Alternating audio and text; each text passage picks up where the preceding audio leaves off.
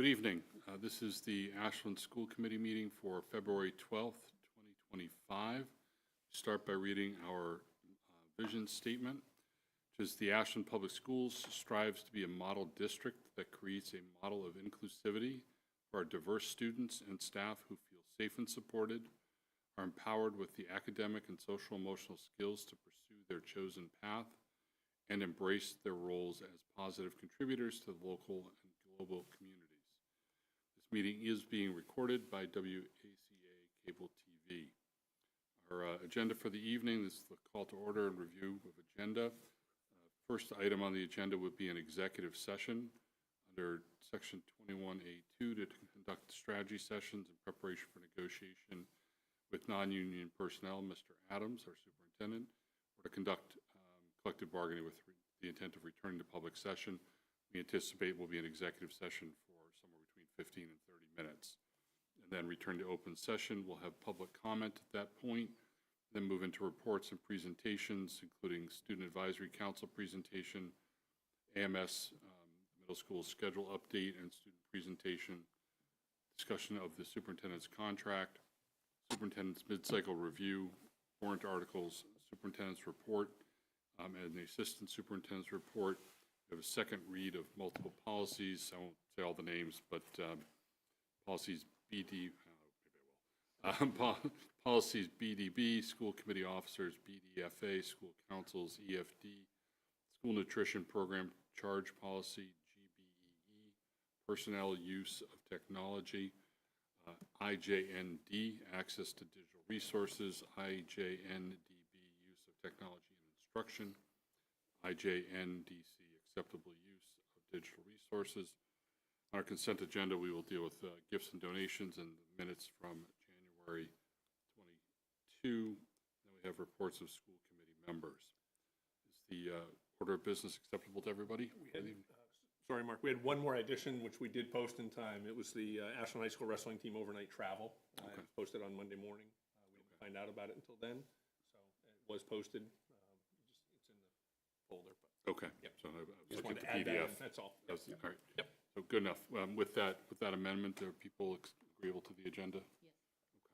So the first order of business is executive session. And I will move to enter executive session under General Laws, Chapter 30A, Section 21A2, to conduct strategy sessions in preparation for negotiations with non-union personnel, Superintendent Jim Adams, or to conduct collective bargaining strategy with the intent to return to public session. Is there a second? Second. Roll call vote. Marcy? Yes. Tina? Yes. Paul? Aye. And aye for me. We're into executive session. We will try to be back in 15 to 30 minutes.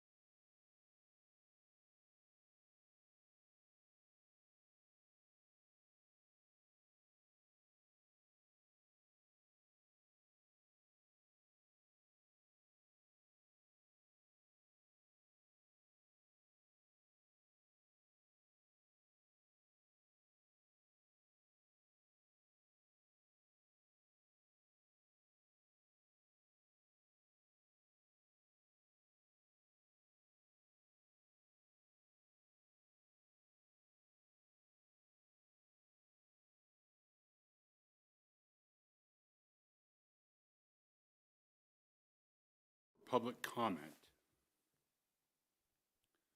Anyone online? Going once? Gone. All right. So our next item on the agenda is reports and presentations. First one is Student Advisory Council presentation. High school folks. So if you can just introduce yourselves as you come up to the mic.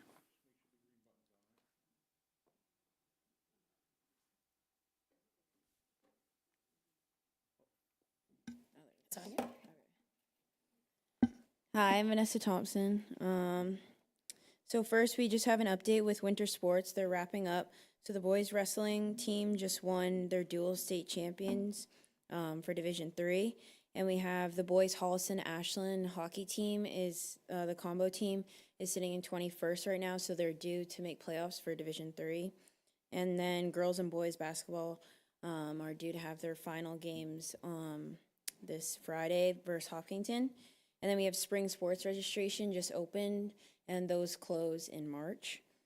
And then we also have a lot of seniors making their decisions for their futures, whether it be like a gap year or trades and military. And we have a few kids already who I think over 24 who have just committed to their colleges. So pretty exciting. And then we have the finals for regular decisions were just made.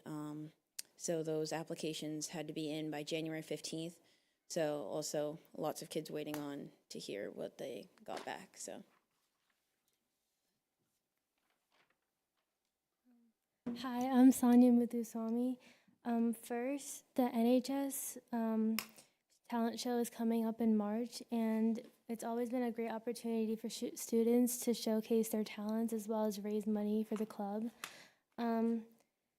We also have Clocker Idol, or had Clocker Idol in December, with a current senior winning first place.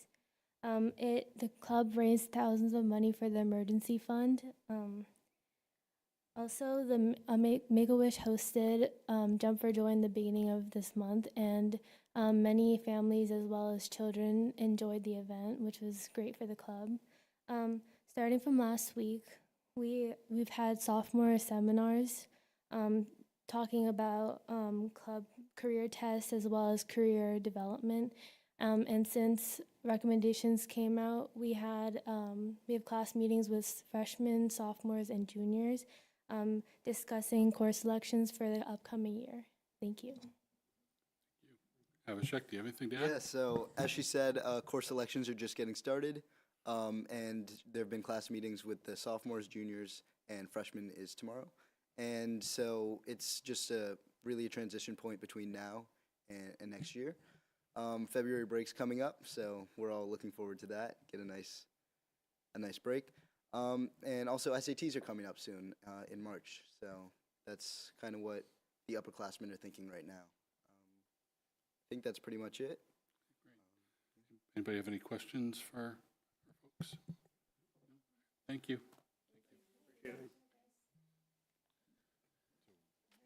We'll jump into Mr. Zakili first. Okay. Yeah, that's all right, Aaron. This won't take long. Pete, there you go. Thanks, Coach. Can you just present to the school committee the purpose of the overnight visit? Yeah, so we have a couple tournaments coming up. It's something we've done for about 10 years now. The state tournament is coming up a week from Saturday, and it's a Friday-Saturday tournament. We usually get out Saturday night or Friday night rather, pretty late at the gym. So it's in Foxborough, the first one. We get out probably 11 p.m. That Friday night, and the next morning weigh-ins are at 8 a.m. So just to kind of save time, travel back and forth, and and in anticipation of potential problems with weather. That's something we've done in the past. And the following weekend is the All-State tournament, which again is a quick turnaround. It's in Methuen, and we get out about 11 p.m. again on Friday night, and the team check-in the next day is at 8 a.m. on Saturday. So there may be some questions. Thanks, Pete. There may be some questions just because this was a late add to our agenda. Sure. on Monday, and I'm not sure everybody's had a chance to look at it, but let me just ask some general questions. So do you have two requests, one for each tournament at this point? Is that Mark? I'm sorry, I can't Yes, see it is, everybody. sorry. How are you? Yeah, so it's just the state tournament and the all-state tournament. Okay, so it's both. Any questions that folks have? Kind of similar to what we do with a lot of the requests. So are you ensuring that we have the ability to identify any student athletes that need assistance with the cost or anything like that, and making sure that we have equity and the ability to do this? I know on the form, I think Kevin filled it out. It said like $90 a student. There's really no fee to that. So the state tournament overnight stay is funded through our sub account, wrestling sub account, which is done through fundraising. The all-state tournament overnight, which requires less room stays, is funded through the school and the athletic department. So, the cost to the student athlete is just like concessions really during the day. So Okay. there's really I know it said like $90 on that form, but there's really no extensive cost to the kid.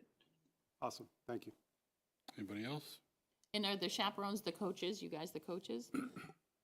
Yeah, so the first tournament, we have the state tournament usually is a bunch more kids because there's more state qualifiers than all states. So for the state tournament, we'll be utilizing the labor's training van to get us to Foxborough and, in and around Foxborough during the weekend, along with another coach that's driving. So between myself, Michael Capobianco, who's the co-head wrestling coach, and my father, Nick Sakili, who are all Corey and all through the ARCS training, all that stuff, would be transporting through that weekend.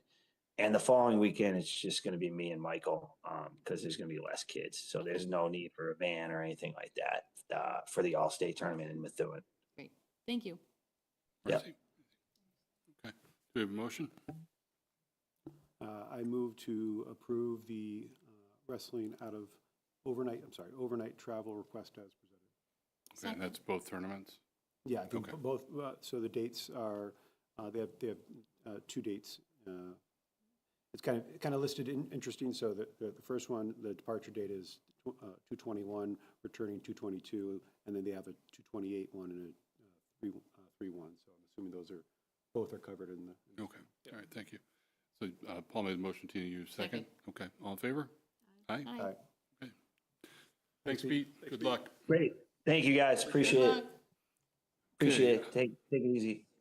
Next item on the agenda is the middle school schedule update and student presentation. Okay. So,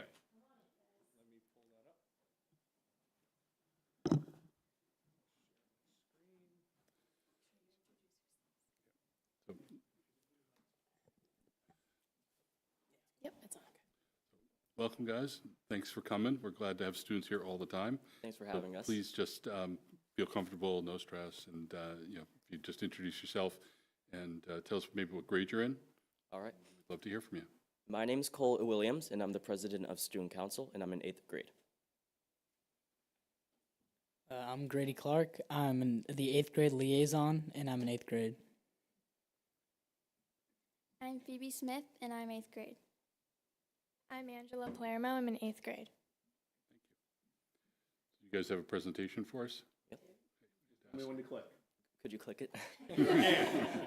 So our number one goal as a student council is to improve the school community. Some sub-goals that we have are to create a new reward system other than Clocker Cash and to have a fundraiser for the 8th grade class to use at Ashland High School. We plan to improve the school environment. We plan to have a buddy system to help encourage 7th graders to become 8th grade leaders, and to have small group discussions where 8th grade student leaders will run social emotional learning meetings. So far this year, we have held a toy drive where over 1,000 toys were donated, and we have organized spirit days for every Friday. We have also refereed and set up a unified bocce tournament and helped at the 6th grade orientation. Things we plan to do. Necessities Drive, we hope to hold the week of March 3rd, a spring cleanup at AMS, reimagine the end of the year activities, and continue Spirit Days every Friday. Thank you for your time, and we are excited to continue our work and carry on our legacy as a student council. Thank you for coming in. It's great to have you. Thank you. Anybody have any questions for our middle school student council? Were some of those, like the cleanup, is that something that's offered to the larger student body that they can do for some community service, or can you explain a little bit more about some of those activities? I think that we're just going to plan to clean up things like our gym. Our gym floors need a bit of cleaning because they're quite slippery. And so I think that the student council is going to try to just go out there, clean the floors, and maybe find a few other things that need some improvement. Awesome. I Anybody just else? want to applaud all of the things you guys are doing to really thank hype you. up school spirit. I think you've done a really good job of engaging in making some fun activities for your fellow students. I hope I encourage you all to continue to do that when you get up to the high school next year. Thank you. We appreciate it. Marcy? All right. Yeah, good job. Grady Clark is our Project 351 ambassador this year, so he had his training, so he's just going to speak to that briefly as well. Awesome. So yeah, I'm Grady Clark. So Project 351 is a nonprofit organization where there are 351 eighth graders, one from every town across Massachusetts that gets selected for it. I participated in launch day on January 25th, this year, obviously. And what we did is we went to the JFK library and we participated in a service project where we made care packages and food packages for those in need. And just on January 25th, we impacted 34,595 lives. What we plan to do for the rest, there's a spring service initiative where we don't all meet up. It's all the ambassadors for 8th grade do have a initiative in their towns, and what we'll have, it's called Cradles to Crayons, and there will be boxes set up in the middle school where all students can donate clothes to help those in need. And once the project is over, I will bring all the clothes that were donated after sorting them to a 351 drop-off, where then it will be distributed to those who need them across the country. Great, job. thank you. I'm glad to see that we're participating in that program. It's a great program, and we hear some from that when we go down to our school committee conference in November. Every year we hear about this program. It's great to hear about it happening here. Thanks, Grady. Great, thank you. Yeah, thank you.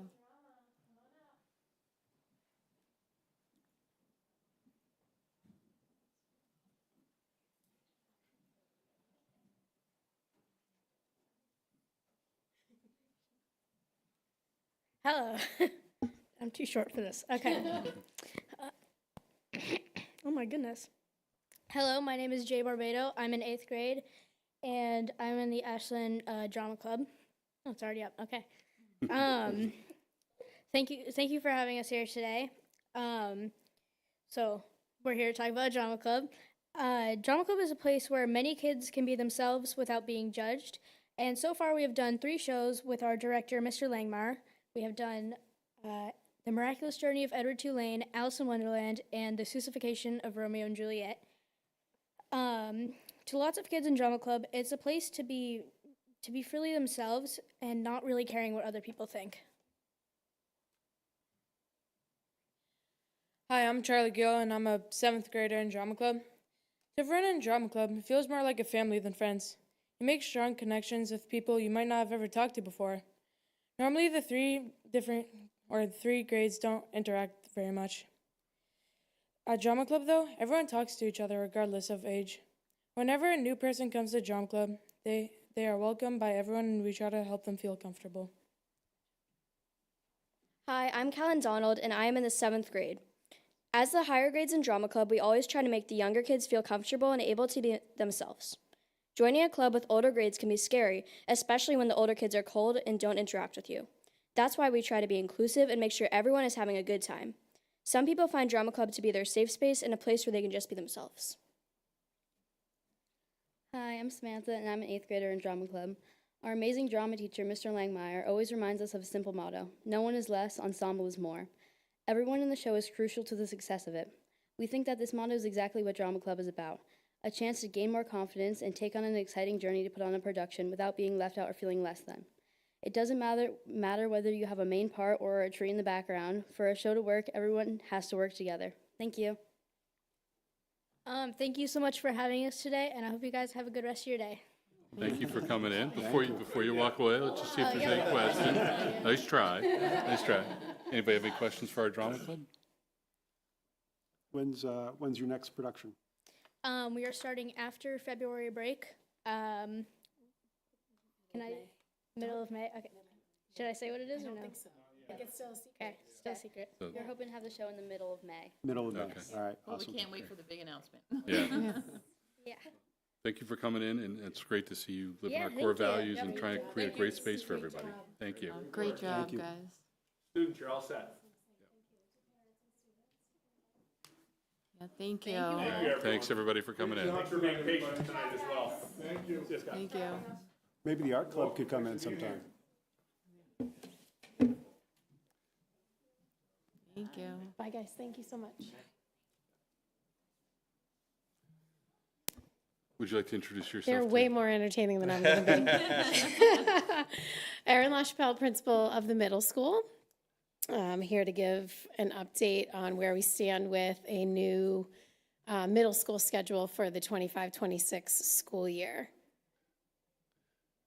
Let me pull that up, Aaron. Thank Sorry. you. It's okay.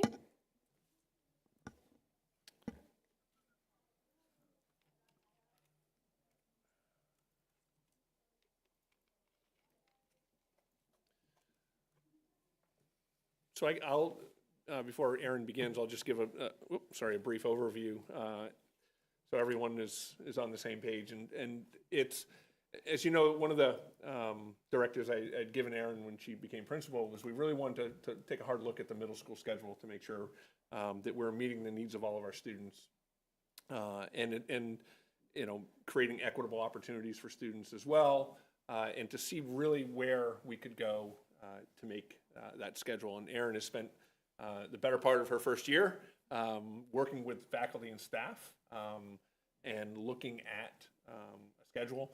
I know she has done a presentation to the board during a budget meeting, and this really is that same type of overview where we are today with the expectation at March-April timeframe to really have something cemented for her to begin scheduling for next year. So I will then turn it over to Aaron. So everything here has been shared with staff. I think it's pretty clear. We want to make sure Yep. that everyone knows No that. surprises. No Yes. surprises here. So, No, No, no, no. no, for anyone watching, no secret announcements, no. secrets. So just to give, go ahead, Jim, a background on what the current model is. We currently have a 6-day schedule with 7 blocks in a day. Blocks are 45 minutes with the lunch block being a 60-minute class. The reason it's a 6-day rotation is that all blocks except for D block, which is discovery, meet during the lunch block.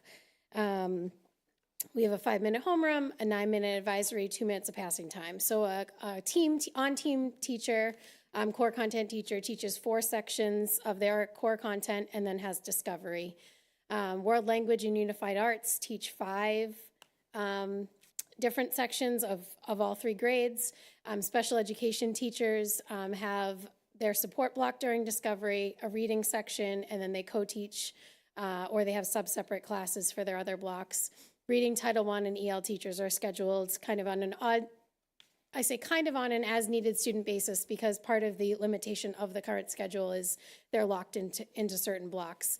And then teachers have 2 open blocks a day. One is a prep block and one is either a duty or meeting block. So scheduling concerns that were presented sort of to me and then also were discovered in my first few months of being the principal really was the concern Jim had brought up is, are we meeting all students' needs in the most effective way? Discovery block came up in conversations from people, and you'll see in this as both people who really love it and value it and people who feel as though it is really not being used effectively. I can say just from my viewpoint, I do think it's an equity issue in how it's used by both teachers and students. Some are giving direct instruction during it, some are not. Some kids are doing authentic learning, some are reading or doing homework. So the effectiveness of it for sure is not there every day, and it is a 45-minute block every day in every kid's schedule. The data, we for sure right now have gaps that need to be addressed, and in our current model, it's tough to make sure all students are getting what they need individually, particularly our reading scores, and then getting the STEM standards to students right now in the way that we're delivering it is not meeting our student needs. Currently, they get their STEM standards through the UA wheel, and I can't even say all students get approximately 30 STEM classes a year to cover the 6th, 7th, and 8th grade STEM standards, and don't test on them until end of 8th grade. Our SPED, EL, and Title I services compliance is definitely a challenge that was apparent in July when I took over and spent a lot of the summer rescheduling a lot of students to make sure that, one, we were in compliance numbers-wise, and really found that having one block a day essentially of support is not optimal to meet student needs. And then the goal would be to look at, when we create something new, can we create intervention timer blocks where we're delivering interventions to kids through the school day on an as-needed basis in that Tier 2 model, like through RTI or MTSS, to close a gap or to reinforce and then to let them move on to something else. That's on this one. So in addition to just the anecdotal and having teacher meetings, looking at data, we have some growth we need to make. iReady data from both last year and fall from this year shows our percentage of students that are 3 or more grades behind growing between 6th and 8th grade in both reading and math. We do, I will say, as a positive, have excellent growth right now showing for our mid-year iReady diagnostic in reading and math. Really, really strong growth, but it still exists, that the gap is growing and not getting smaller between 6th and 8th, which is obviously not what we want to see. I know Mike presented on the MCAS accountability data back in October, so some of that data obviously is a concern, and we want to be able to address it with a schedule change. And then gaps are increasing specifically for our students with disabilities, our EL students, and our high needs students. So looking to fix that. So Aaron, just want to Yep. confirm, I think what you were saying, that the number of students 3 or more years behind is growing, but I'm assuming we're not seeing a lack of growth or shift of all students, but we're seeing some that are making the right progress or Correct. a lot of progress, and so it's that gap that you're talking about that we continually talk about. We want to close the gaps. Yep. We're actually not closing them. Right now, we're seeing that the gap is widening. That's part of the reason to address this. Yes. Yep. So faculty and staff, it was really important to me to get as much input and survey as I could. So I've given faculty and staff several kind of scheduling surveys and have put out that this is the opportunity for voice and choice and people to be able to share their thoughts and feelings. And in the participation has been really, really strong. I can say that. So I do feel like when I'm getting results, I'm getting it from the majority. These were kind of the key takeaways from the initial survey back in the fall on what faculty feels about the current schedule. They are really wanting to keep a rotation, keep the team model. They felt like the length of class, the 45-minute-ish, is about right, but we're not opposed to something else. Very mixed feelings on Discovery. It is either love or I could do without. There was, initially a really strong advocacy for advisory. We'll talk about that in a second and some changes that might happen with that. Everyone agreed there's really no need for homeroom. It's just an extra transition in the morning. They'd rather kids just go right to first block. And then I will say as a positive was even that initial survey, there was a lot of openness to change as long as it's done in the right way. So So that was really great.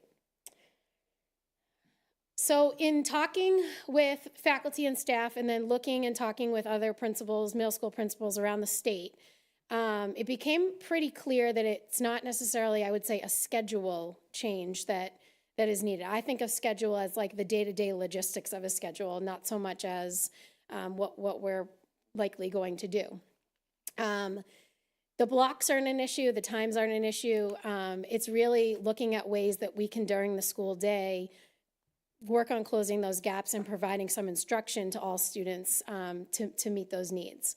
So in speaking again and looking at models of other schools who have gone through a change, really looking at taking that discovery block and adding a grade-specific core content to try and deliver those skills that we know students need. So recommendations that I made were that sixth grade currently have one ELA class that we would give them two. One block would be focused on reading and the other would be focused on writing.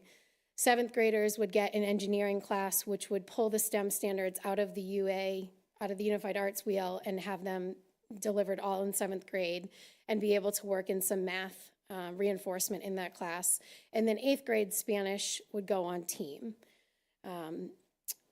Additionally, the current way we run our Unified Arts is in this pairing of classes, and we call it a wheel, and it makes scheduling really inconsistent for teachers and kids. So a UA or a wellness teacher might have 16 sections of kids in a given semester, and they might see kids on Monday and then not see them again until Thursday and then not see them again until Wednesday. There's really no consistency in, they'll see them 2 times in a rotation, but what those 2 days are isn't consistent. So really trying to find a way for our Unified Arts to be delivered in a consistent, thorough way so that when they start a project on Monday, they're still working on that project on Friday and they haven't had to spend significant class time. What did we do last class? And really being able to keep those classes moving as well. So this is what the core content would look like per grade. Sixth grade, a reading, math, science, social studies, and then writing. Seventh grade, the ELA math, science, social studies, and engineering. And then eighth grade, ELA math, science, social studies, and Spanish. Those would be their 5 core classes. Students would still carry 7 classes, so that then opens up 2 blocks in their day for UA wellness blocks, which right now they have 1 block of UA wellness and 1 block of their world language. So Erin, question, Yep. just you made the way you stated something on the last one. You said Spanish is done on teams. Is that going to be delivered differently than the other stuff, or is that just? So right now our world language teachers are not on team because they teach all 3 grades. And so a big disconnect is in those team meetings, those grade level team meetings. So 8th grade, for example, the world language teachers are never a part of them. They very rarely get to connect with the other content teachers to hear how kids are doing in their classes and what supports are working for students. So with the changes we had discussed making to world language, 8th grade will take Spanish 1, and then those teachers that are teaching 8th grade Spanish will be a part of the red team and the blue team. So they'll be able to have that team discussion and be able to support students in their world language class the same as their science teacher would be supporting them. Great. Yep. Thanks. Yep. I wonder if you could actually give a little more detail. 2 questions. One, so the writing and engineering is not going to be part of, not on team? They will be. Also. Yep. So the other, can you explain a little more detail how the other 2 blocks that a student has, how they'll be used or how Yeah, I'm going to get to that Okay. if you want to wait, and then I can Sure. clarify Not a if problem. it's not clear when I get there, just because it might make more sense once I get there. So how do we add core content teachers to each team without needing a bunch of new teachers? Currently, we have 2.5 teams per grade. We have 6th grade, 2 full teams, and then 1 team of 2 teachers, 1 who teaches ELA and social studies, and 1 who teaches math and science. And then 7th and 8th each have 2 full teams, and then they have a split team where 5 teachers have half 7th grade, half 8th grade, 4 teachers, excuse me. Full teams have approximately 90 students, and the half teams have about 45 to 50. So right now, when you take the 90 and you divide it by the 4 core classes, that's about 22.5 students. If we move to 2 teams with 5 teachers on each team, it would make class sizes about 23 per student. We're going to use, luckily, our current half-team teachers to staff the new courses and or to fulfill retirement roles. They might move within the building to fill those roles, but are able to retain our teachers who are doing a fantastic job and have them help us with this transition in some curriculum instruction. So it's great. So how does it impact, so hopefully this helps to answer the UA. So how it would impact students is they would have their 5 core classes based on grade, and then they're going to have 2 blocks open up in their schedule for their UA and wellness. Again, to try and deliver that consistency, we looked at a lot of models, probably almost 8 models of how do we'll have to go to a 7-day rotation because we want all classes to meet during the lunch block now. So how do we pair things and have equity still? Well, we don't because it's 7 times in a rotation. And so we really settled on looking at having classes meet consistently per quarter instead of for a half a year, 2 times a rotation or 3 times a rotation, having a class meet from September to November every day. And then when we did the numbers out, we were like, this actually gives them a lot more class time. To work our wellness in, those will meet every day for a full term in alternating terms. So a student would have wellness in term 1 and term 3, or in term 2 and term 4, and it would be their health and wellness. Right now, they have approximately 60 wellness classes a year. They will have 90. All other UAs right now have about 30 classes a year. They will have 45. So it will allow not only for the consistency of instruction from day to day, but will allow for more class time per subject for students to have. So a student might have, wellness in term 1, art in term 2, wellness in term 3, drama in term 4. And then their other block, they might have general music, and they might have computers, and it would fill with the other 4 electives. Right now, we will keep a world language teacher to do an introductory to world language in 6th and 7th grade as part of that, so they'll get a term of that. And that teacher will also teach the section of 8th grade French that will remain next year. What this will also do is allow band and chorus to meet every day all year long. It will allow support blocks to not be limited to just D block or discovery block throughout the day. And it'll allow our ability when we look at kids to group them based on need. So a part of our issue right now in reading, for example, is you have a student who requires reading services who might only need some comprehension work and be slightly behind grade level in the same section as a student who's working on decoding or phonics. And so it's very challenging for the student to be able to service both of those kids in the same block and give them the level they need. So our goal will be to group students based on need and have the ability for them to be able to move as needed throughout the year when they are ready to move on to maybe a different grouping or level. Yes. Can I ask a question? So in terms of the support block that you're talking about, so would those be during the same blocks where the kids would have the unified arts or band and chorus? So yes. In other words, if they need support, they don't have access to the other It's not that they're not going to have access. They will still have access. They will have a block, or instead of 2, they might have 1 block of UA wellness and 1 block of support. And or when we look at our grids, we don't have. There are some students, of course, who are going to need academic support every single day.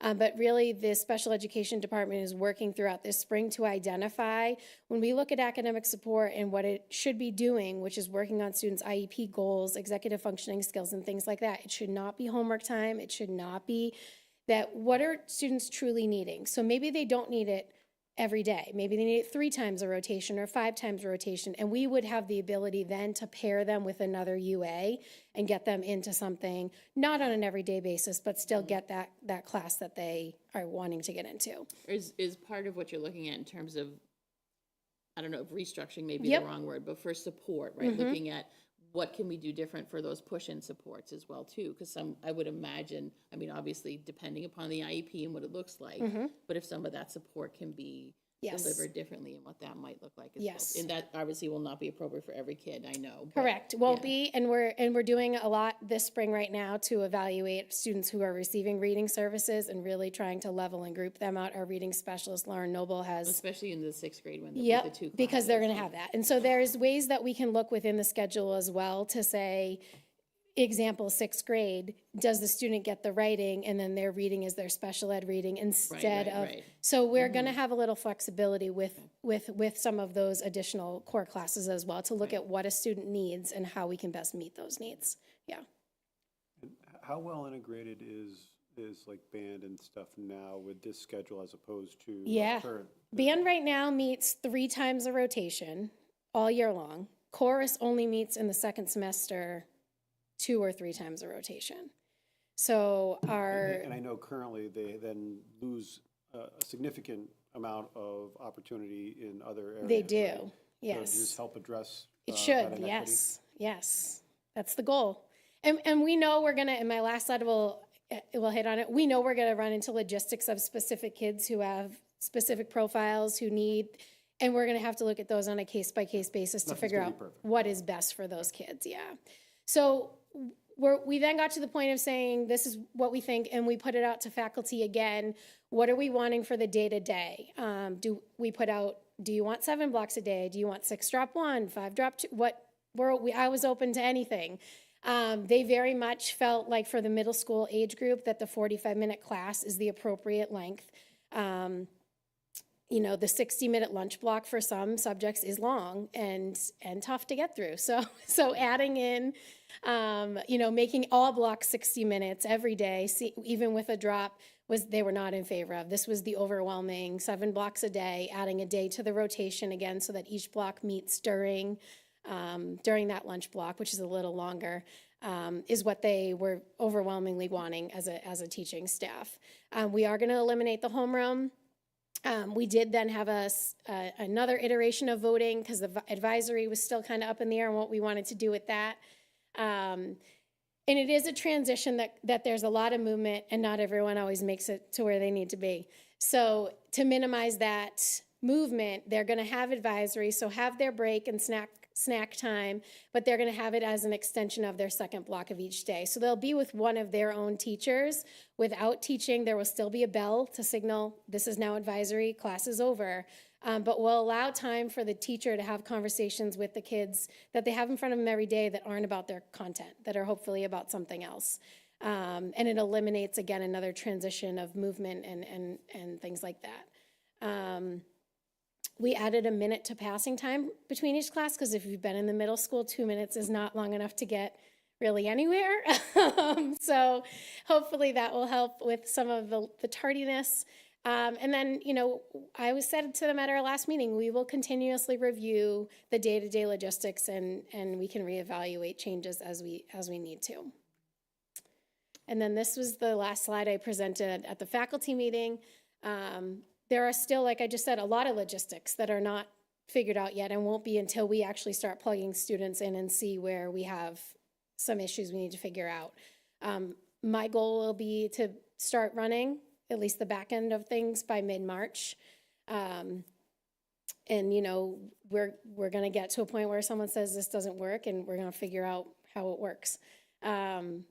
The focus of every decision is what's best for kids. So student-centered decision-making. Departments have had and are going to continue to have a lot of discussion about what this is for opportunity and curriculum. And I was really clear that these new classes do not only impact the 6th grade reading, 7th grade engineering, because if we are adding reading, writing to 6, that impacts the following year, 7th grade ELA, and then the year after that, 8th grade ELA. And how is the STEM class going to impact maybe 8th grade science and math over time? So people are coming with their ideas, their questions, and their concerns regularly, and we're talking things out. And I just have emphasized it's going to be a change for everyone. It's not just these few teachers that are taking on a new class. But I will say those that have been fantastic about diving in, going to PD already to try and figure out the best way to make these changes happen. So, and change is scary, especially when it's good for us. So, Other questions folks have for Erin? I don't have a question. I just want to say I'm so impressed with how you've just been calm and methodical. No, you have. Like, At least on the outside. like, I mean, I sit on the site council, and you've been just very transparent, and I just commend you for doing this, because it's going to add so much to what the kids are learning. And I'll tell you, my sixth grader was pretty psyched. He's missing 2 blocks of VLA, which is a good sign that you probably need it. So I just want to thank you, because this is a hard thing to do in your very first year as principal. So, and you've done it really well. Thank you. Thank you. And I will say, the goal for the ELA will not necessarily be for them to feel like they have 2 totally separate. I'm just to address that, because it was a concern that came up. And the ELA teachers are going to be really thoughtful about what does this look like, and are we using the text we're reading in the reading to do the writing, or are we not connecting? And so I think there's a lot of thought going into what it's going to look like for kids, and I think the impact that we hopefully see long term is going to be great, is what I hope. Yeah. I'm excited about the 7th grade STEM Yeah. too. That's Oh, great yeah. with 8th grade MCAS. Yes. And even, whatever it is. It's great. Yeah. Consistency. Do you have something, Paul? No, just mid-March, huh? Yeah, I have IPASS training on Friday. Yeah, and it's just going to be, is it going to be, hey, we're starting it on whatever? Oh, we're day? not starting the schedule Oh, this okay. year. No, I'm trying to meaning, understand The this. back end. no, meaning Yeah. the scheduling for next year. Yeah. Yes, This is no. running the schedule. So Running meaning running meaning testing, literally right. running next year's, Right. like back end, like plugging everyone in to Yeah, try and figure figuring out. out next year. Okay. Yes, I'm That's sorry. why I was a No, little just to be confused, so- clear, we are not changing the schedule in March. It says running the Yeah. schedule So- in mid-March. Yeah, so- well, Yes. running the schedule for us, the terminology we would have Yes. at the high school, we would be putting students in, as I mentioned earlier, students start to choose their schedule. Right. Aaron at the high school, they would be running the schedule for I- next year I- already, I- this I- year. Yeah. I thought I was missing Yeah, something. no, because that's I was what like, I was like, you've done a No. lot of work if this, you're No, able to do this. No, definitely We don't have the not. staff in place yet either.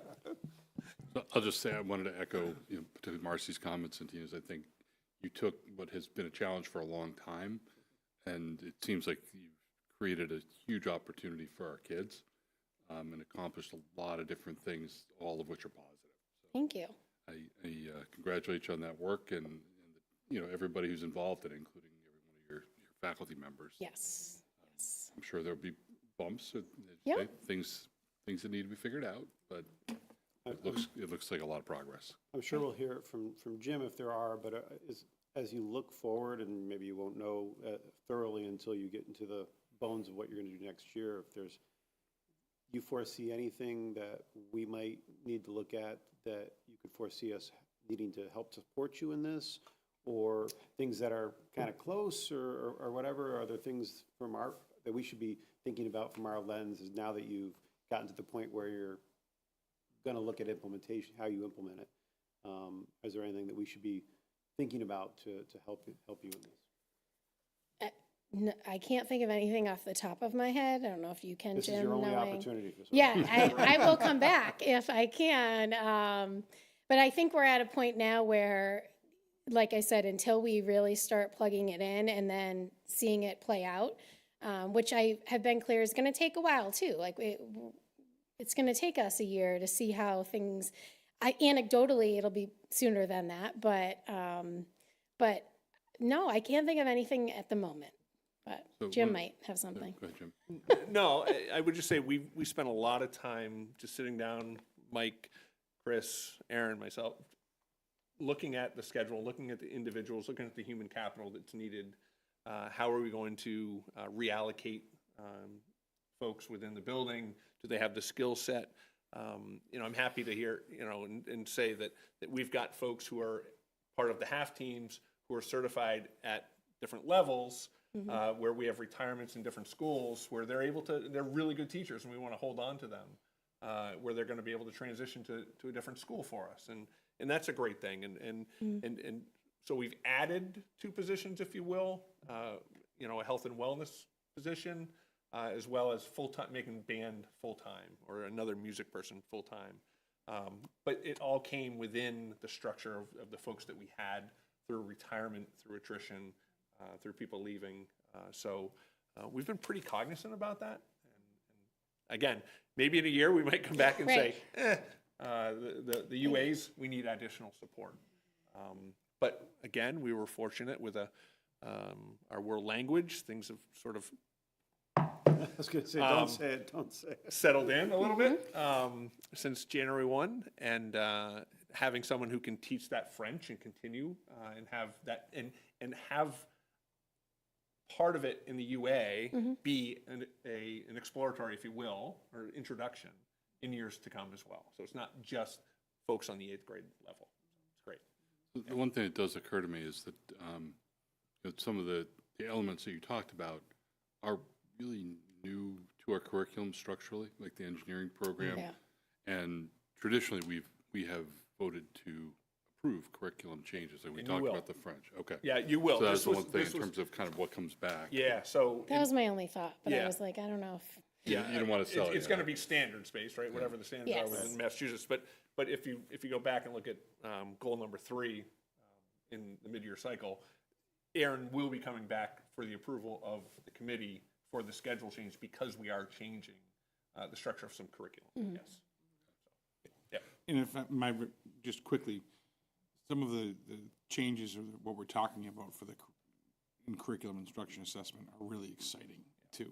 And to piggyback Erin's potential needs or wants or things that we might all want, it's something that Chris and I have been talking a lot about in terms of making sure that we are budgeting appropriately for the amount of professional work that's going to happen in this summer. Right. Particularly around curriculum development, right? So right now, we know that we are going to be developing some programming for ELA, specifically about this new writing track, and how are we going to be able to create a scope and sequence, and do we need to do some piloting of some materials for that? And also, what's this STEM class going to look like? So there's going to be some extensive work that has to be done in the summer around curriculum development. But we've budgeted appropriately to make sure that we're ready for those things, and those are going to be the priorities for all of our work that happens for our staff this Well, and summer. you've had such an outpouring the past couple summers of teachers that really wanted to dive into some of this, so hopefully that will continue, But this, again, every year we prioritize things. Right. And this This year, is the this is going to Yeah. be priority number 1, is making sure we're ready to go. And we've already had these conversations in our curriculum vertical meetings as well. Right, So. right. So I just have a quick question for you too. You had mentioned, and the reason I'm asking is because I'm guessing that at the next ASPAC meeting, parents may ask me about this. Yeah. And so in terms of, you mentioned that, the special education coordinators and teachers at the middle school are looking at how to, and restructure is probably the wrong word, but how the services are going to be delivered in this new model, right? And based on how you've explained it, I can see a lot of areas where there's opportunity for differentiation or services to be delivered, but differently than they are now, right? Yep. And like you said, change is scary. And so can you just talk a little bit about what does that process look like? And have those teachers kind of dove in a little bit? Or do they see the vision for how the services will be delivered and be able to meet the needs of the students that they currently have on their caseloads? Yes, is the answer. So I've met with Heidi Manthai at the Mendez to be able to kind of have these conversations with rising 6th grade parents during spring IEP meetings to say, the middle school is going through a schedule review. We're not exactly sure what it's going to look like. We're going to put these times of services in the grid for now, but just be aware. And I guess people have been really receptive. Kyra has been having those similar conversations, and the liaisons at the middle school have been having during meetings that have been going on to explain these are changes that are going to happen. And then I think Brittany Hawkins and I have been working and going to the legal side of things to say, we went there ahead of time saying, we're making a schedule change. At the time we went, we said, we're not sure if it's going to be block time changes or things. How does that look? And we got the reassurance that they will work with us to put out a letter to parents to explain changes in service delivery, and that we will have those conversations with So like individuals. the hours on their grids may look different. Those might but it look doesn't mean different. the Correct. services are changing. and can help Correct. explain Yep. it all. Yeah. And I think once I was able to explain that our goal, especially for, I say something like reading or support, to be grouping kids based on need, it made everyone kind of say, okay, this does make more sense, so that when I'm giving that instruction, I have similar need in front of me versus just this wide array that is really hard to prepare for. Right. Yeah, yeah, That's helpful, thank you. yeah. And I want to emphasize, I think Aaron has done such a great job collaborating with Brittany as well as Christy, right? I mean, I think looking at our L services as well as our special education services at the middle school and actually all the schools, trying to revamp those had to be given a lot of consideration before the schedule was even built. Yep. So it's an ongoing conversation. For sure. And I met with It's our, all been part of the conversation. yes, and I actually met with Christy Arnold and our EL teachers today to talk about some of this, and their grouping ideas for next year as well. So on the forefront is in, I've always scheduled, when I did the high school schedule, you schedule students with the highest need first, and that's how we will model that off this year as well. Well, I just want to add to the chorus of compliments. You guys have left no stone unturned, and I'm very impressed. I mean, but with the recognition that there may be stones you don't know about Yes. yet. And you'll deal Thank with you, it when yes. it comes to them, right? Yes, I'm sure there are, yeah. And We turned them over that we found. Absolutely, Yes. absolutely. But no, you've done a great job. Thank you.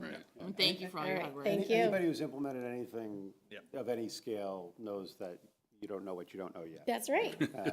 Thanks, Aaron. So Jim, just a question for Yeah. you, just to confirm where we are in the plan. So the half teams, we initially funded with temporary funds. At the outset, At the yes. outset, Yep. with the plan Correct. to bring those into the operating budget. I believe we're there. Just We confirm. have, I'd have to go back because we've moved folks around throughout the 3 years of the ESSER funding. But our goal was to bring some of the half-team members slowly at Thank you, a Aaron. time, bring them into the operating budget, yes. Right. And/or funding through other revolving, not just the ESSER But money. it's It's sustainable, but- 100% yeah. sustainable. That's, and again, the attrition from retirements, as well as, again, if you looked at the total number of faculty at the middle school, I would say we're probably reducing the total faculty number by 3. However, there's a retirement, and someone from the half team can go into that position, so we didn't need that individual, right? And/or The schedule gets the efficiency where we 100%. wouldn't need one individual, Yeah. but we have a retirement and they can move into correct, that. exactly. Yeah. All right, why don't we move on to the next thing? So, Jim, this was your contract. You know, we went to executive session. We realized after our discussions that the agenda only covered our strategy, didn't cover talking with you. So I'm going to talk with you after this Okay. meeting rather than sort of address it in the agenda item.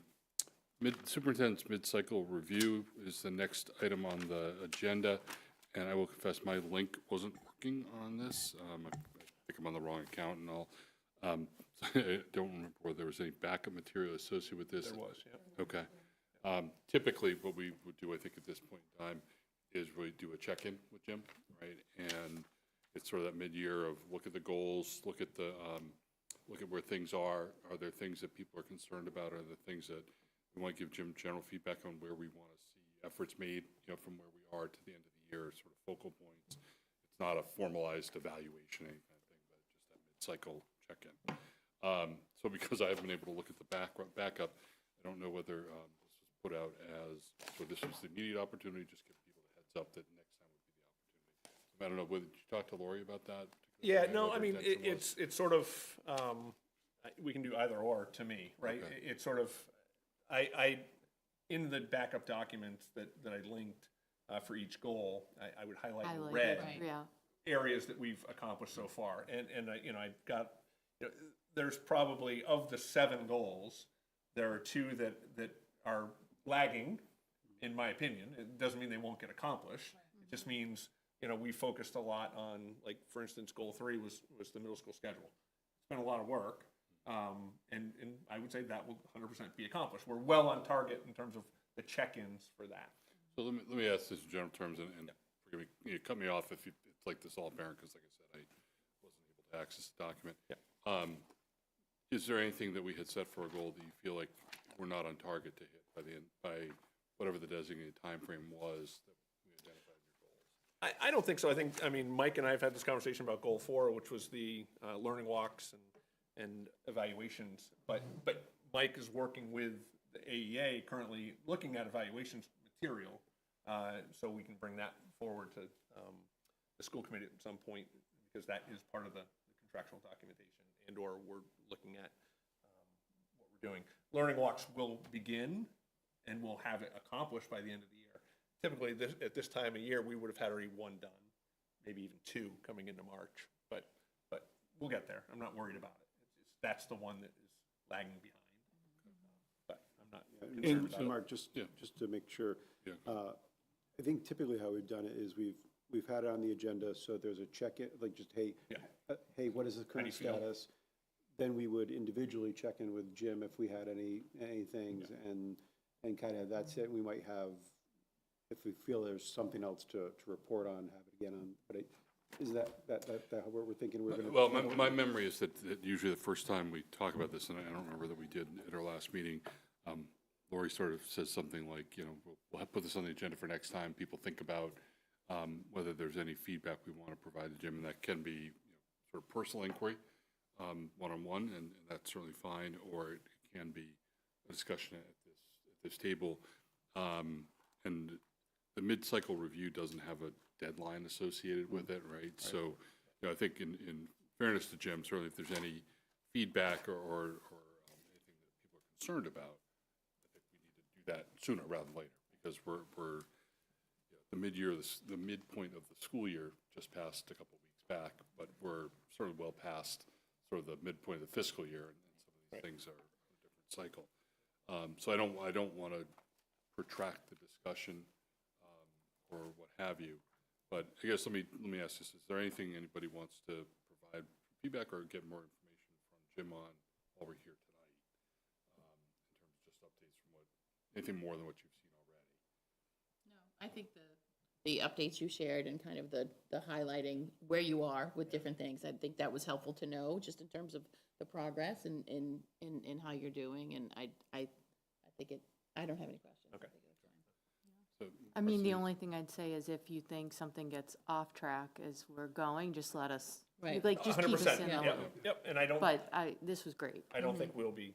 I think we're going to be fine. The one. There may be a couple stumbles, and you know, more stones. Think about more stones. Well, Yeah. just no. I mean, There are a lot of highlights in these. Think about the schools. SOI. There were a lot of Think about the highlights. SOI, right? You know, the same of interest to the MSBA. And we're engaged in that process, and we had talked about having a feasibility study of we had one vendor, and they couldn't get the work done in the amount of time we actually had asked them to get it done. So we've got to go back and rethink about how we want to approach that. But I had emailed Michael and the select board to say, first of all, I can't even submit anything unless the select board says we agree to allow you to submit something to the MSBA, even the SOI. Doesn't mean we're committing any money or anything. It's just they agree, and then I have to bring it back here. So the goal is still by April to have something to be able to present to the MSBA. We're on track for that. But in terms of having I don't want to call it a feasibility study, because the last feasibility study was $1 million.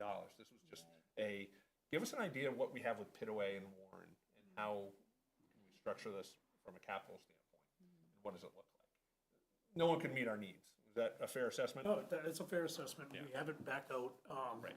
Vendors, Turn the mic there. Yeah, turn your mic on, Chris, sorry. vendors started, we put a new bid out. Vendors, we've actually had more traction now coming through. I think at least 20 inquiries over the past couple of days, or the past day. Basically how it gets published essentially on the government's website. So, yeah, no, I mean. So we'll see. So why don't I suggest this, unless anybody else has other comments. Seems like people are feeling pretty good about where we're at. But if anybody has any particular concerns or just thinks more about it, let's, by the end of the week, by Friday, reach out to Jim. You're around. Yep. Yep. Reach out to Jim and just, have a one-on-one, and if that leads to anything people want back on the agenda, let Lori know, and we'll make sure it goes back on the next. I think we put it on there to kind of bracket and make sure, hey, this is the introduction. Yeah. And then kind of bound people to, this is your opportunity before. So. And we remembered to do it earlier this year. Last year it was end of March. Right. So. So as long as we're not the end of May when we're doing it. Correct. So, All right, Paul, you got the warrant approvals? Yeah,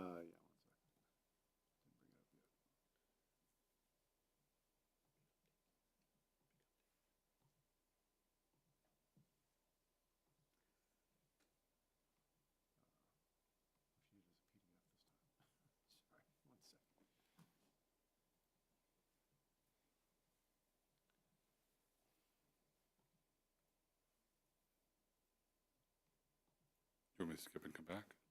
no, I have to get it this way, because it won't come up as a preview there. It's just in Paul. He probably has it. Between January 23rd, 2025 and February 12th, 2025, I, Paul Kendall, authorized my signature payables in the amount of $792,655.65. This includes general fund expenses of $398,503.69, revolving expenses of $389,218.77, and grant expenses of $4,870, and meals tax expenses of $63.19. Thank you. All right, superintendent's report. Jim, anything else that you have? Yeah, just a couple things. One, you know, alluded to the budget in terms of where we are. You know, we're still working through the numbers and really working through the 24-25 numbers to see where we're landing currently as we're, you know, in February. We've got 4 months to go in this fiscal year. So we've got a pretty good idea with encumbrances and to see where we're going to be and land with our revolving accounts, which is important because that will help us then potentially offset some of the deficit that we're working through right now. And you know, we're just trying to clean that up, and hopefully we'll have that together. It looks like March 1st, I think it is the first tri-board meeting.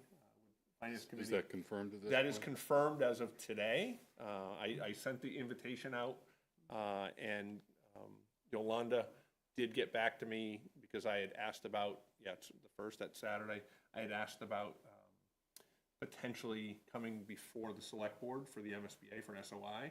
She said, well, it's a great thing to bring up on the first. So I'm making the assumption that the first will be the date that we have.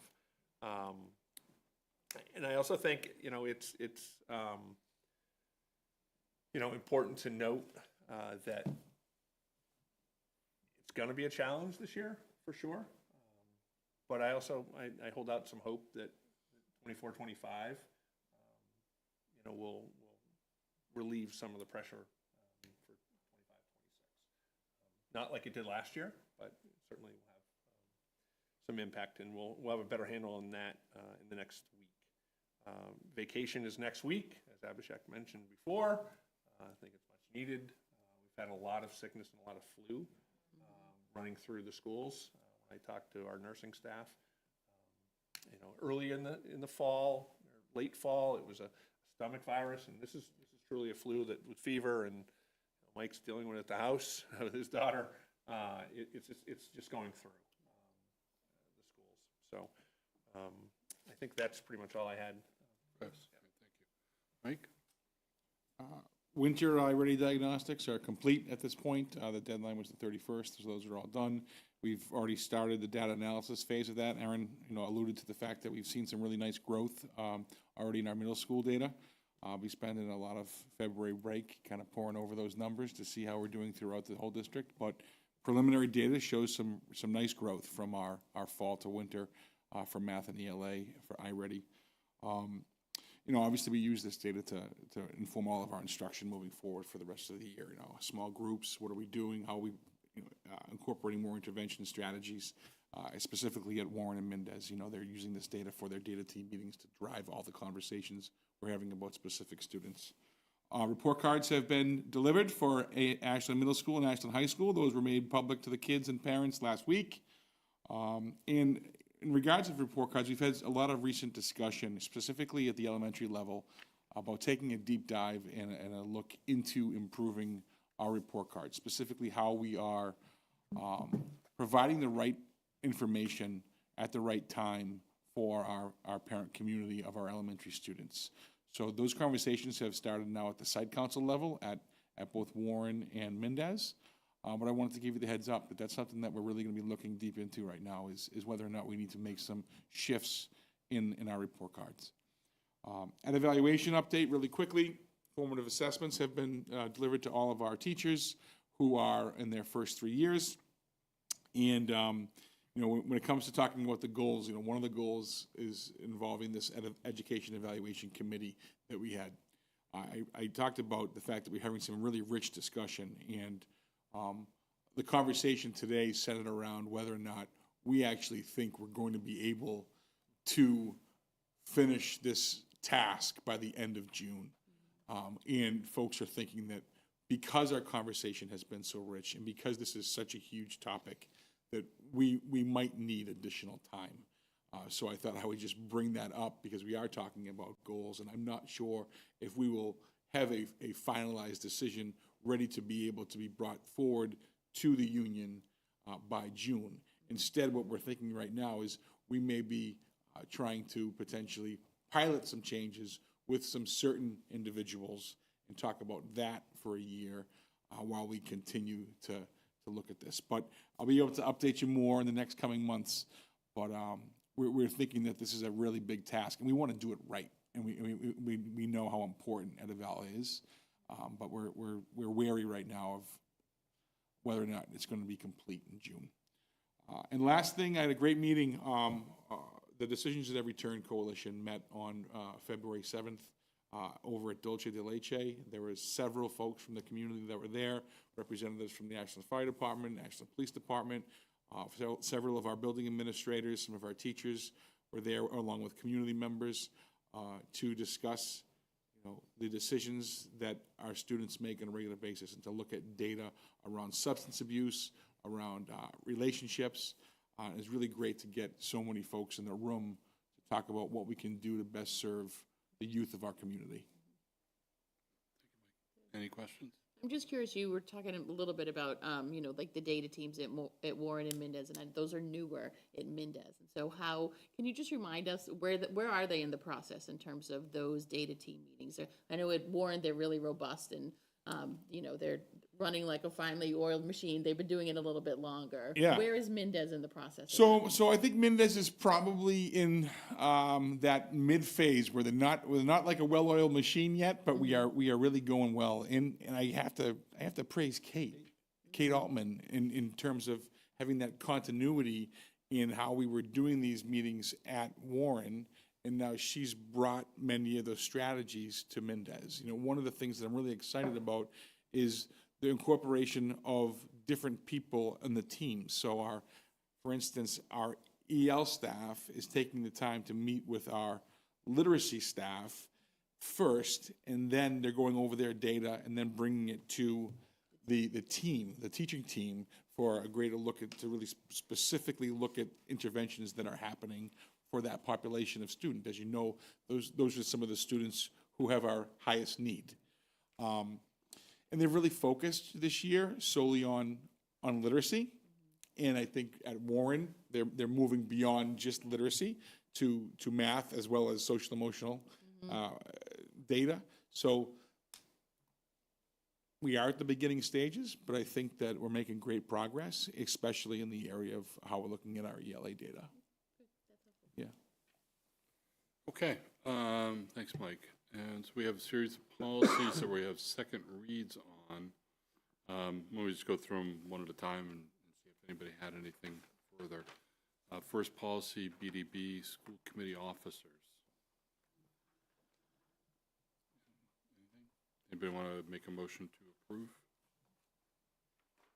Or not? I move to approve BDB school committee officers policy as presented. Second. Any discussion? All right, all in favor? Aye. All right, 4-0, that passes.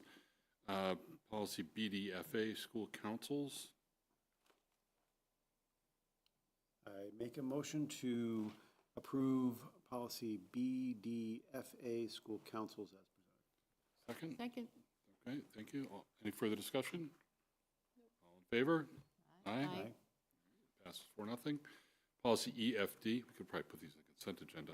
EFD, school I mean, we nutrition. could go through and then do one, you know, however you want to do it. Yeah, just keep it on this way. EFD, school nutrition program charge policy. I move to approve policy EFD, school nutrition program charge policy as presented. Second. Any further discussion? Said further. Any discussion? All right, all in favor? Aye. Aye. Aye. Passes unanimously 4-0. Policy GBEE, personnel use of technology. I would make a motion to approve policy GBEE, personal use of technology as presented. Second. Any discussion? Call for the vote. All in favor? Aye. Aye. 4-0. Policy IJND, access to digital resources. I would make a motion to approve policy IJNDB, use of technology instruction. Yep, I what skipped about one. that? I Yeah. skipped one. Sorry. Make a motion to approve IJND, access to digital resources policy as presented. Second. Any discussion? All in favor? Aye. Passes 4-0. Now IJNDB, use of technology and instruction. I would make a motion to approve We're just gonna keep the same policy cadence. IJNDB, use of technology and instruction as presented. Second. All right, any discussion? Call for the vote. All in Aye. favor? Aye. Jumping the gun. All right, all in favor? Aye. All right. 4-0. And last, IJNDC, acceptable use of digital resources. I would make a motion to approve policy IJNDC, acceptable use of digital resources as presented. Second. Any discussion? Call for the vote. All in favor? Aye. Aye. 4-0. All right, thank you. Consent agenda. Is there a motion to adopt the consent agenda? So moved. Second. Okay. Any discussion? Well, no discussion on consent agenda. All in favor? Aye. That passes 4-0. Reports of the committee members. Why don't we just go around the table and start? Abhishek, anything you want to add? No, I'm pretty much good. Okay, thank you. Chris, you have anything? I do not, thank you. Suppose I'm going out of beyond the agenda by asking for that, right? Marcy, you're a committee member. I don't have anything. Okay. Tina? I, on Monday night, I think it was Monday night, was able to attend the CARES team panel that they did called the Bridges of Understanding. The title of it was Bridges of Understanding, an LGBTQ plus panel on identity and allyship. It was I'm always very impressed with everything that the CARES team does. I think they do a really wonderful job of creating a very safe, inclusive, accepting space for our students, for the community at large, frankly, because it's really open to anybody. And there were a number of community members, students. There was the executive director of Out Metro West was part of the panel as well too, and faculty members. It was a great showing of the school community to be there in support to both learn and I think be visible allies for the group. And it was just very well done. So I think it was a great program. I was happy that I was able to be a part of it. Paul? I don't have really much of anything, but I would just like to give a shout out to the high school counselors who put on one of the college information Zoom sessions. Thought it was, I thought it was informative, well done, and yeah, so that's all I have. And I will share, I went to the high school site council on Monday afternoon. Really deep discussion about the issue of the weighted grading. They had broken into a couple different subcommittees in the last month or so. One was sort of talking with the guidance counselors and sort of looking at it, I think, from the perspective of what a potential change might mean and get some feedback there. But they also had an opportunity to talk to the Needham schools, a bunch of people from that group, including at least a couple students, as I understand. I was not part of the meeting, so I'm hoping I'm getting this right. but they'd gotten feedback from Needham because Needham had gone to unweighted grading, I think within the last 4 years or so, 3 or 4 years. And, you know, their intentions in Needham going through it was sort of looking at stress relief. They'd had a suicide or two there of students, and were concerned about stress and thought, you know, would changing the grading system relieve some of that because of the pressure some kids might feel to try to achieve a really high GPA by taking more classes than might be appropriate for them. And, you know, I think the overall sense I got was that Needham reported that it's really not been much of a change in anything, good, bad, or indifferent. Hasn't negatively impacted kids getting into college, but also the ability to sense that it's made any material difference in terms of stress level. They really don't have any sense that that has been successful or a result of it. But admittedly, I don't think they have it wasn't clear what kind of tool they might be using to try to measure that. And also the sense was that kids weren't necessarily taking less challenging courses because of the weighting going away. Sense was that kids were aware enough that taking challenging courses was either personally rewarding or important for college decisions if that's what was important to them. So, you know, so that was, I think, good feedback. They have, I think, a dialogue scheduled with, I want to say, Holliston and maybe one other district. I know Ms. Inker had talked with the principal in Milford and had a little bit of information, but not like the full kind of. Did they have an unweighted GPA? So Milford, I think, went the other way. Milford went to a weighted grading system and had been unweighted. And so we had very limited feedback. It was literally, I think, while we were in the meeting, Kelly had gotten a text or some email. So I don't want to really report on that because I don't have a good sense of that. I think more important, they're going to try to do some more follow-up and get some sort of more robust feedback from a couple other school districts that have gone through this. But I can say that I think the sense is that there's a feeling that some people are ready to kind of bring the discussion to a head. And whether that means a recommendation or no recommendation, I'm not sure yet. Right.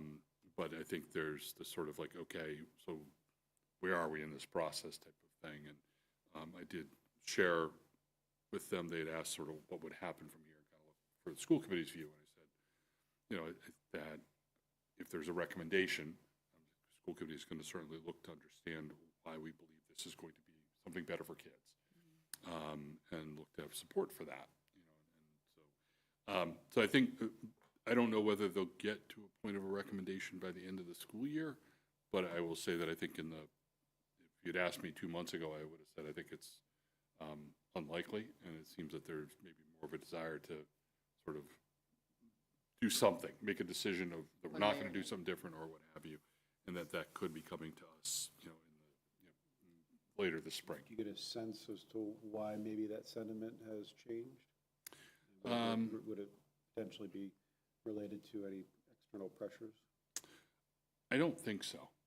Not that's identifiable to me. And you know, there was one person who's kind of sort of asking that question a little more directly. I happen to be friends with, and I haven't had a chance to sort of just get a better read on at least his thought process. I honestly have no sense of how the group will come out on this. Yeah, no, and I'm not saying which way, but just obviously we've gotten several emails, so there's some you know, group of people that are trying to cut it off at the pass, if you will, right? I don't think that's connected. I mean, it's my gut instinct, Paul, and it wasn't. You know, I acknowledged to them that we had heard from people, but my sense is not that they're being influenced. My understanding about how the communications that have come to us is that somebody attended the last site council meeting, asked about it briefly at the end.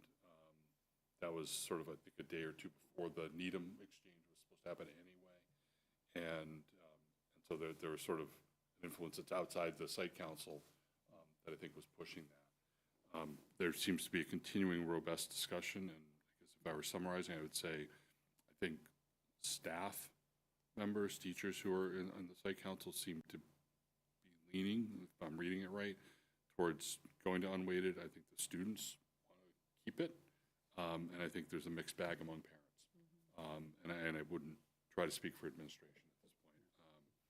So like I said, the overall desire to just share that with you so that you know that it might be coming down the pipe.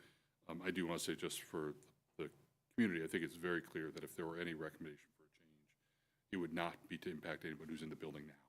It would be a change that would be potentially for the incoming ninth graders in the fall. So they're starting kind of with whatever's going to be in place rather than trying to sort of change something for kids who are, even freshmen this year. So they would continue under the existing system in all likelihood. That's all I've got. Okay. So with that, is there a motion to adjourn? So moved. Is there a second? Second. I'm going to guess there's no discussion on this one, so I'll just call for the vote. All in favor? Aye. Aye. It's unanimous, and we are adjourned. Thank you.